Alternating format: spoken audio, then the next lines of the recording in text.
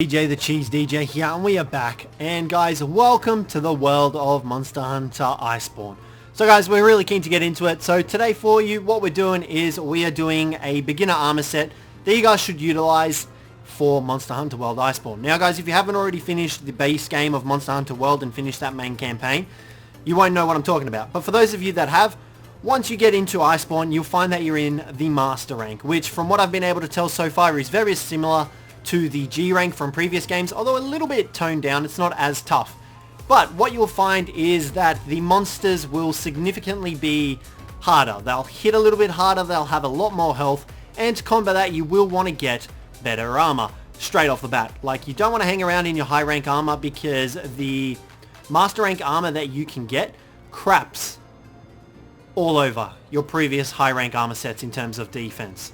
So guys, what we're going to be doing today is we'll be showing you a couple of different sort of armor sets that you can use, the cheapest and easiest ones that provide you with the most amount of skills in the early game starter, and for parts that you can farm up as well for these guys, for this armor set. So guys, this is the armor set that we are currently wearing here, and this is the armor set that you want to try and craft. Now, you can see here the skills at the moment that we have are Attack Boost level 6, Critical Eye level 4, Slugger level 3, Speed Eating level 2, Weakness Exploit, Stamina Surge, and Item Prolonger. Now, for this armor set, there are a couple of options. You can swap out a couple of things and whatnot, but what we'll do is we'll get started first. So the first thing that you will want to get is the Great Jagras Helm Alpha. Now, this gives you Speed Eating 2 and Attack Boost 2.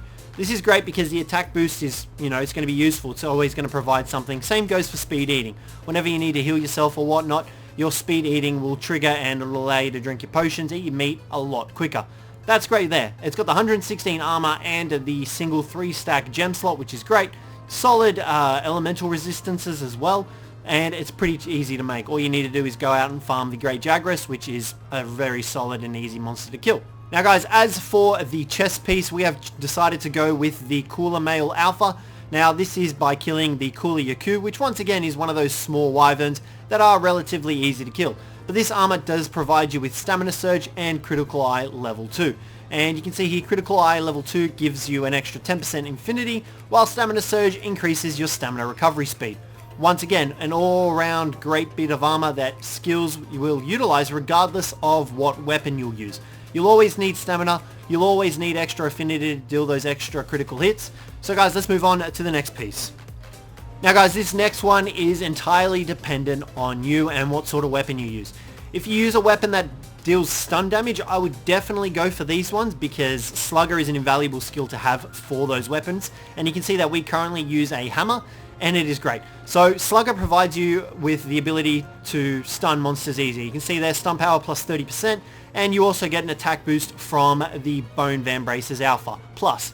Plus you get that extra defense, which is 114. Our current armor is like 76, so it's a big jump up. Now, if you don't use a stunning weapon and you just use sort of like your long swords or your blade weapons, what you can actually do is you can come back down here to the Cooler Yaku, and you can actually go for his Kulu Vambraces Beta Plus.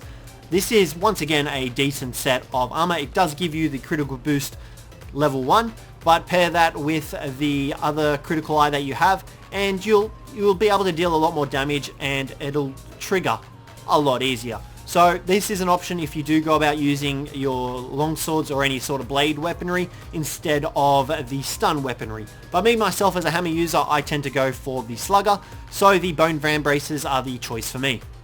As well as that, the Bone Vambraces are very cheap to make, but you can same can be said for the Kulu Vambraces Beta. All you need is Cooler Yaku Thick Hide and a single Cooler Yaku Shard. You can easily get that within 2 missions of the monster.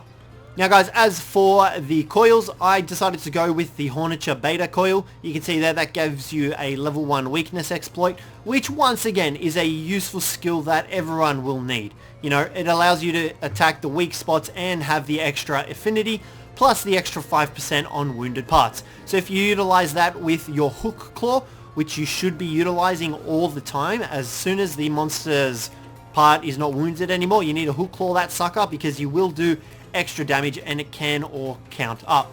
But you can see that gives you the weakness exploit level 1, and you can easily slot in extra gems in the beta, you can see there that there is a level 4 one, and that'll allow you to get the extra weakness exploit.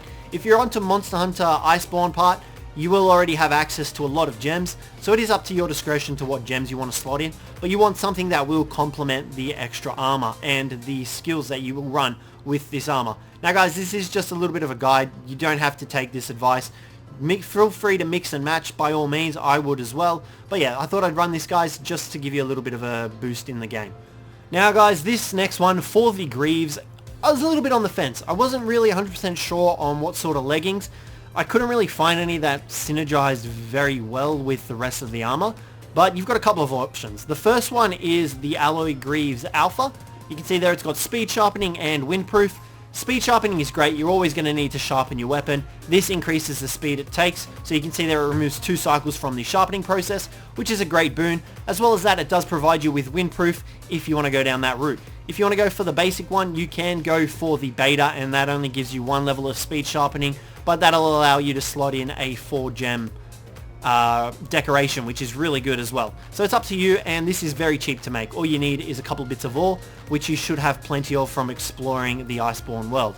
Now, if you don't want to go down that route, you can once again go for the Bone Beta, which will give you an extra slot of Slugger. So if you are running a hammer weapon, I would recommend this, and you'll be able to get the Slugger level 3 just from your armor set alone, which is a huge boon against any monsters as long as you're attacking them in the head.